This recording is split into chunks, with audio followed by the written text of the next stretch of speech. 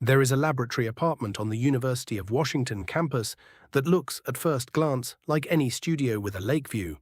Then you notice the 3 cameras bolted to the wall, the microphones clipped to the couple's collars, and the Holter monitors strapped to their chests, reading their heart rate as they eat French toast and read the Sunday paper. This is the Love Lab, and for more than 16 years, John Gottman used it to do something no one had done before: subject marriage to rigorous scientific measurement. The 7 Principles for Making Marriage Work, written with Nan Silver, is the distillation of that research into a practical guide. Its central claim is startling in its confidence. After watching a couple discuss a disagreement for as little as 5 minutes, Gottman says he can predict with roughly 91% accuracy, an average sustained across 3 separate studies, whether they will stay together or divorce. What follows is a summary of that book: its argument, its evidence, and the 7 habits it says separate marriages that last from marriages that unravel. Gottman's great contribution is to move the conversation about marriage off the ground of opinion and onto the ground of data. For generations, he argues, even the most talented marriage counselors worked from a single unreliable source. Point of view, shaped by training, intuition, family history, and personal conviction. But not by hard evidence, because until his work, there was almost no rigorous scientific data about why some marriages succeed and others fail. The book is his attempt to hand that knowledge to ordinary couples in language they can use, and to correct the popular myths he believes have misled them. The opening chapter sets the stakes and clears away those myths. Gottman argues that most of the conventional wisdom is simply wrong. He rejects the idea that neuroses or personality problems doom a marriage, that shared interests keep couples together, that reciprocal give and take is the secret, that avoiding conflict is healthy, that affairs are the root cause of most divorces, or that men and women come from different emotional planets. What actually makes a marriage work, he claims, is surprisingly simple. Happily married couples are not smarter or richer or more psychologically astute, but in daily life they have hit upon a dynamic that keeps their negative thoughts and feelings about each other, which every couple has, from overwhelming the positive ones.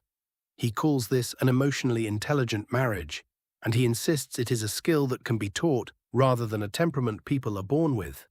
The stakes are not merely emotional.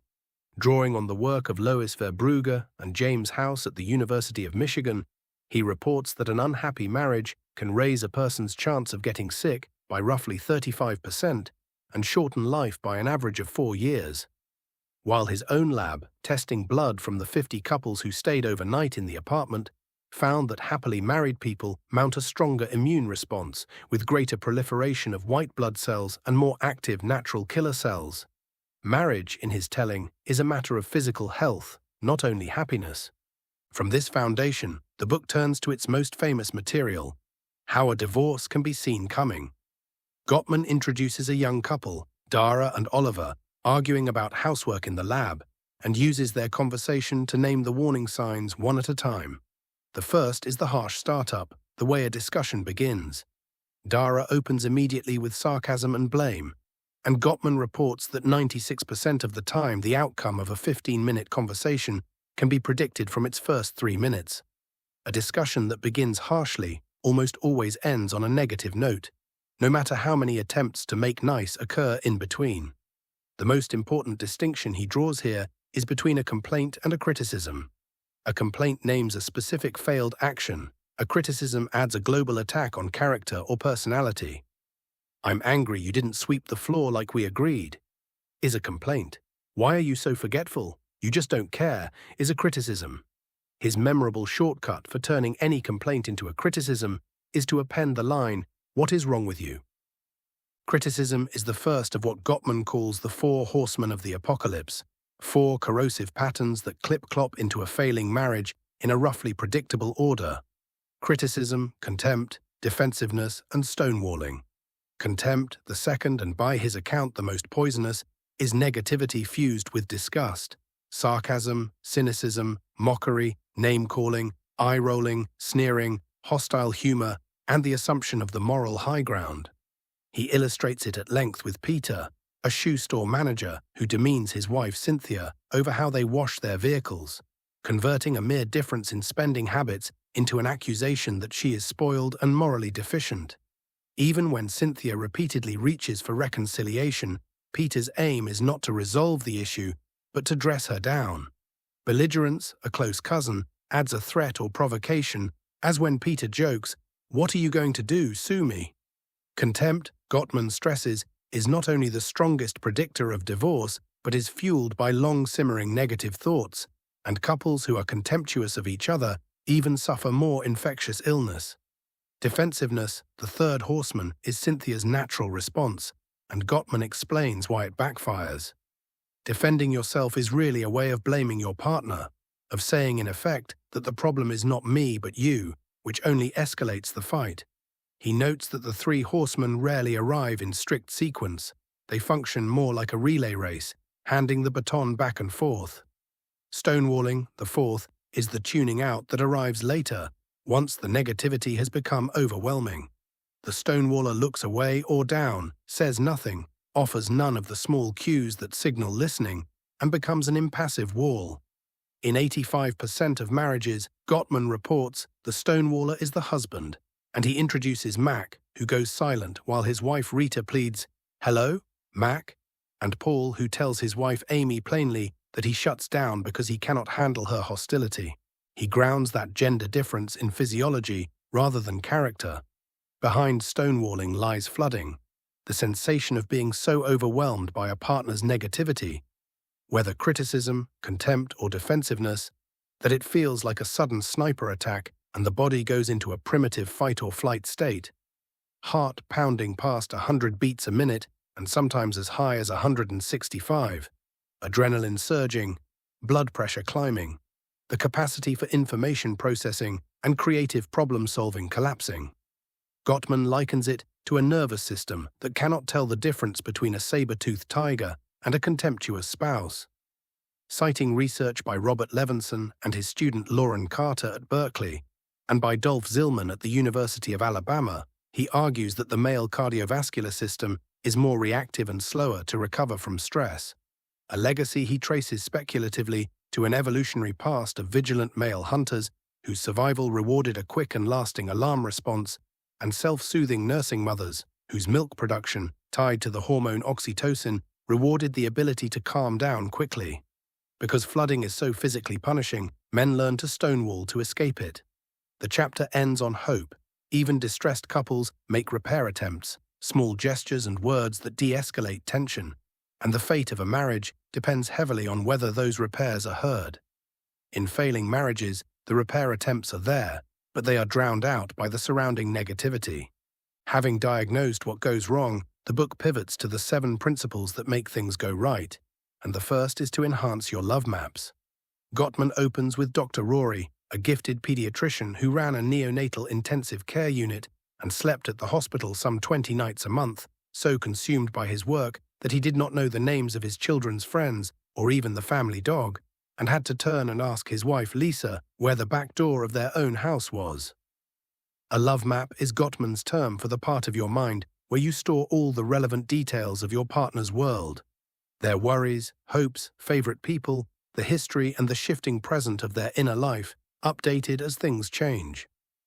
Emotionally intelligent couples keep these maps richly detailed. They have made ample cognitive room for the marriage. The payoff is practical, not sentimental. He cites a study of 50 couples by his student Alison Shapiro, finding that couples with detailed love maps weathered the arrival of their first baby far better than those without. 67% of couples suffer a steep drop in marital satisfaction after the first child. But the couples who already knew each other deeply, like Maggie and Ken, were protected because they were already in the habit of tracking each other's inner life through a change as seismic as new parenthood, which often reshuffles a person's whole sense of who they are and what they value. Knowledge, Gottman argues, is the precondition of love. He even notes that the biblical word for sexual love is to know, and he insists that without such a map, you cannot really know your spouse, and if you cannot know someone, you cannot truly love them.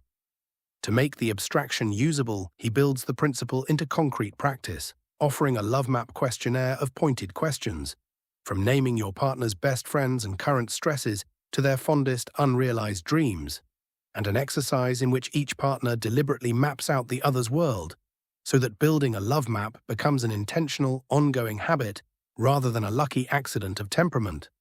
The second principle is to nurture your fondness and admiration.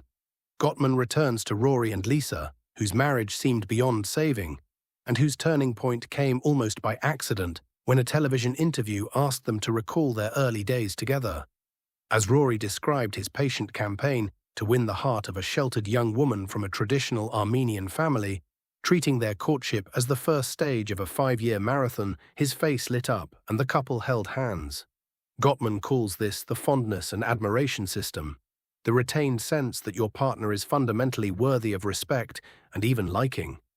And he argues that where it is completely gone, a marriage cannot be revived, but where it still flickers, the marriage is salvageable. His crucial insight here is diagnostic. The way a couple narrates its shared history reveals the state of its present. Couples who recall their courtship and wedding fondly, who frame past hardships as trials they got through together, and who take pride in the history of their relationship, tend to be happy now.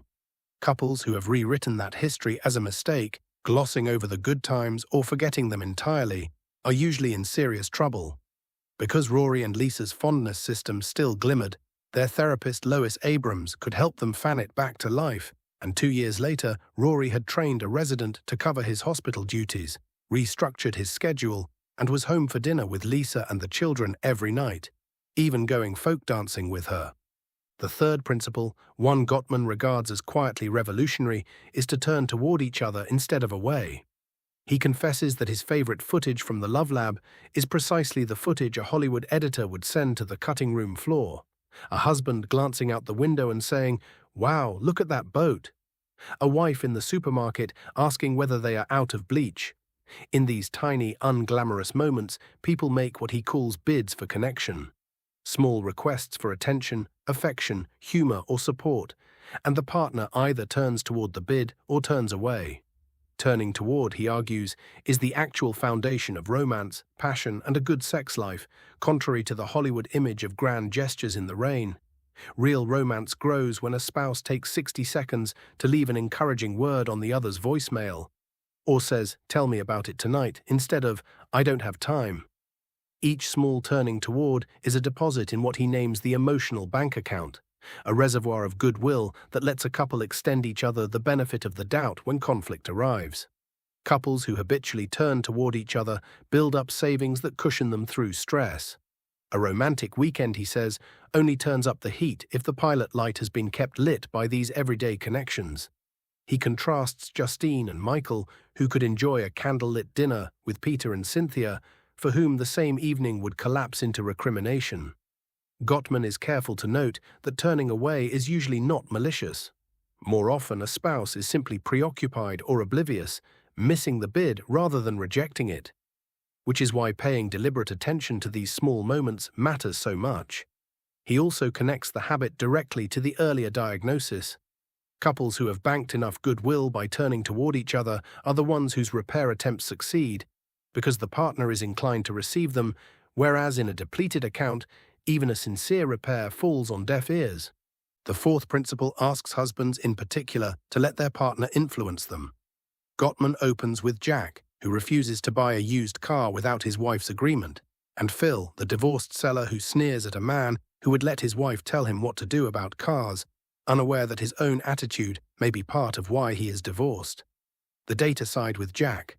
In Gottman's long-term study of 130 newlywed couples, men who accept their wives' influence have happier, more stable marriages, and a husband unwilling to share power faces an 81% chance that his marriage will self-destruct. He is careful to guard against caricature. The finding was reduced in the press to "Anything You Say, Dear," parodied on Saturday Night Live and mocked by Rush Limbaugh. But it does not mean a husband should surrender all his personal power. It means the happiest, most stable marriages are those where the husband treats his wife with honor and actively searches for common ground, rather than insisting on getting his way. The telltale sign of a man resisting influence is that he answers his wife's complaint not by repairing or matching it, but by escalating with one of the four horsemen: stonewalling, defensiveness, criticism, or contempt. Gottman's data show that wives, even in unstable marriages, already accept their husband's influence in the vast majority of cases. The asymmetry he documents is that 65% of men escalate rather than reciprocate, and learning to accept influence is among the strongest protections a marriage can have. Before offering the final three principles, Gottman pauses to make a distinction that reframes the whole project. There are two fundamentally different kinds of marital conflict. Some problems are solvable, but the majority, 69% by his count, are perpetual, rooted in lasting differences of personality or values that will never fully disappear. In 4-year follow-ups, he finds couples arguing about exactly the same issue, as though 4 minutes rather than 4 years had passed. The decisive question is not whether a couple has perpetual problems, because every couple does, but whether they have reached a stable dialogue about them or have become gridlocked. He borrows the therapist Dan Weil's observation from the book After the Honeymoon that in choosing a long-term partner, you inevitably choose a particular set of unsolvable problems you will grapple with for decades, and dramatizes it with Weil's scenario of shy Paul, who would have found some unsolvable friction whether he married loud Alice, easily slighted Susan, or resentful Gail. Happy couples, like Melinda and Andy, who joke that they don't even disagree good, or Carmen and Bill with their clashing standards of tidiness, learn to live with their perpetual problems through humor, affection, and acceptance. Unhappy couples let the identical problems curdle into gridlock, marked by a checklist of symptoms: feeling rejected, making no headway, growing entrenched and unwilling to budge, ending each conversation more hurt, losing all humor about the subject, vilifying each other, and finally disengaging emotionally into parallel, lonely lives.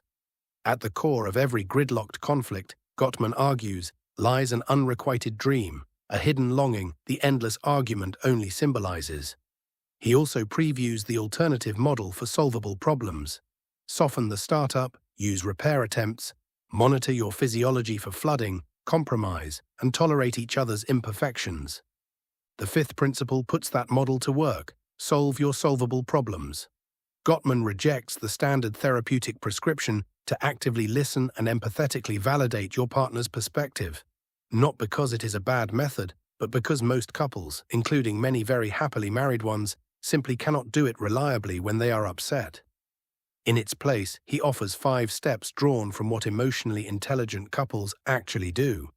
The first is to soften your startup, and he contrasts Dara's harsh, sarcastic opening with Justine, who has the very same grievance about housework but raises it gently, takes a deep breath, gives Michael credit for what he does, keeps her tone light, and makes I statements about her own feelings rather than launching accusations.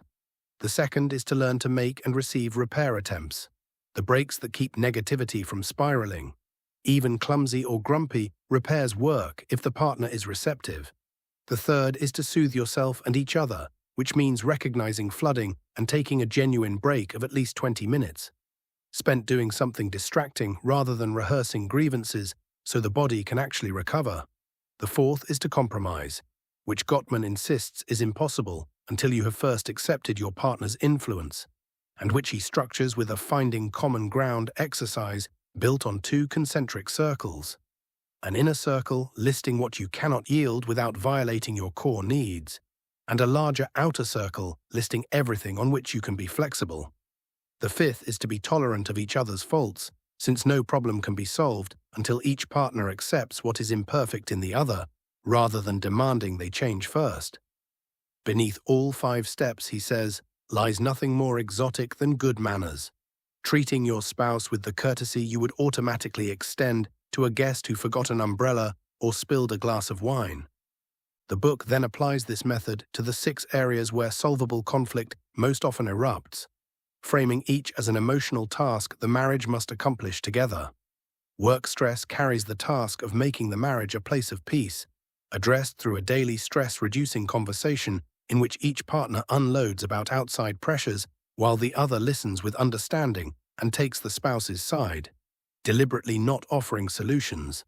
Gottman notes couples now work about 1,000 more hours a year than 30 years ago, so this decompression matters more than ever, as the case of Stephanie and Todd shows. Conflict with in-laws carries the task of establishing solidarity, a sense of we-ness, which usually requires the spouse whose parents are involved to make clear that the marriage comes first. Money carries the task of balancing the freedom and empowerment it provides against the security it provides, reconciling each partner's deeper meanings around spending and saving. Sex carries the task of fundamental appreciation and acceptance of each other, pursued through tenderness, generosity, and low-pressure honesty, rather than pressure or scorekeeping. Housework carries the task of creating fairness and teamwork, and Gottman argues bluntly that a husband who does his genuine share is, for many wives, a powerful aphrodisiac, more effective than any romantic prop. Becoming parents carries the task of expanding we-ness to include the children while protecting the marriage from being wholly swallowed by them. A task made harder by the profound identity shift many new mothers undergo, which a husband must strive to honor rather than resent. The sixth principle confronts the hardest cases head-on: overcome gridlock. Here, Gottman's aim is deliberately modest. He does not promise to solve a gridlocked problem, but to move the couple from gridlock to dialogue, to declaw the issue so it stops inflicting pain even though the underlying difference remains permanent. The engine of gridlock, he repeats, is a dream that is not being honored or even acknowledged. And the path out begins with becoming a dream detective, excavating the hopes and aspirations, often rooted in childhood, that lie beneath each partner's rigid stance. He supplies a long catalogue of these deep dreams, from a sense of freedom, peace, or unity with nature, to exploring who you are, adventure, a spiritual journey, justice, honor, healing, old hurts, atonement, getting your priorities in order, or building something important that lasts. The couple then works the issue by taking turns, 15 minutes each, as speaker and listener. The speaker's job is to talk honestly about what the position means and where the dream comes from, using I statements and not attacking. The listener's job is to suspend judgment, not take the dream personally, and ask open questions such as, "Tell me the story of that," and "What does it mean to you?" rather than mounting rebuttals, as Gottman shows with the contrast between Nathan dismissing George's dream of climbing a mountain and Nathan inviting her to explain it. He describes 3 ascending levels of honoring a partner's dream: expressing genuine understanding and interest, offering financial support, and finally entering into the dream oneself. The extended case is Gus and Sally, gridlocked for a year over buying a mountain cabin. Only when Sally reveals her dream of relaxation and unity with nature, and Gus reveals that saving money is fused with a childhood memory of his grandparents' humiliating poverty and his fear of a destitute old age, do they stop seeing each other's positions as threats. They then name their non-negotiable cause, Sally that she must eventually have a cabin, Gus that he must save a set sum to feel secure, define generous areas of flexibility, and reach a temporary compromise to revisit in a couple of months. The perpetual difference between visionary and warrior never vanishes, but the gridlock does. The seventh and final principle lifts the book to its highest register: create shared meaning. Gottman opens with Helen, a self-described devout feminist who prized her independence, but came to feel that she and her husband Kevin were merely roommates who made love, missing the sense of being a family. A marriage, he argues, can have a spiritual dimension, an inner life 2 people build together, a private culture with its own customs, rituals, and myths. The stories a couple tells itself about who they are, as Paula and Doug tell themselves the story of 2 family runts who beat the odds. He identifies 4 pillars on which shared meaning rests. The first is rituals of connection, the reliable, meaningful practices, from a nightly family dinner to a champagne toast at each new baby to a particular way of parting and reuniting, which a couple can consciously create even when their own upbringings gave them none.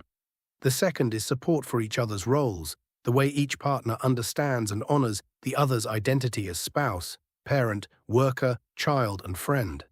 The third is shared goals, the practical and the profound aspirations that give a shared life its direction. The fourth is shared symbols, the meanings a couple attaches to home, to money, to faith, to the objects and traditions that stand for what they value. Where a marriage develops this shared culture, Gottman argues, conflict grows less intense and perpetual problems are far less likely to gridlock, because the couple has come to agreement about what their life together is finally for. The afterword answers the practical worry that all this demands an impossible amount of time. Following up on couples from his Seattle workshops, Gottman found that the ones whose marriages kept improving were investing only an extra 5 hours a week, an approach he calls the magic 5 hours. About 2 minutes each workday, learning one thing happening in your partner's day before you say goodbye. A 20-minute stress-reducing reunion conversation at day's end, a few minutes daily of physical affection and a kiss laced with forgiveness before sleep, a daily expression of genuine admiration and appreciation, and a weekly date to keep your love maps current. Small, deliberate, repeated deposits, in other words, are what carry a marriage over the long haul, not heroic overhauls. Taken as a whole, the book's achievement is to make marriage legible. It replaces mystique with pattern and demonstrates, from thousands of hours of measured observation, that the difference between couples who flourish and couples who fail is not chemistry or luck, but a set of learnable habits practiced daily. What lingers most, though, runs deeper than technique. The book keeps circling back, without ever quite saying so, to a picture of the human person as made for communion rather than isolation. Someone who becomes most fully himself, not by guarding his autonomy, but by turning toward another, honoring another's dreams, and building a shared world of meaning that neither could make alone. The health of a marriage, in Gottman's data, tracks almost exactly with the daily discipline of small acts of attention, respect, and self-giving. Which is to say that love is far less a feeling that happens to us than a practice we take up. One bid and one repair at a time. The distance between fondness and contempt is measured not in grand gestures, but in whether, across 10,000 ordinary moments, two people choose to turn toward each other. That is a quietly ancient wisdom dressed in the language of a laboratory, and it is why this book rewards a full and careful reading rather than a glance at its 7 headings. Read it slowly and then live it. That is the recommendation this material earns.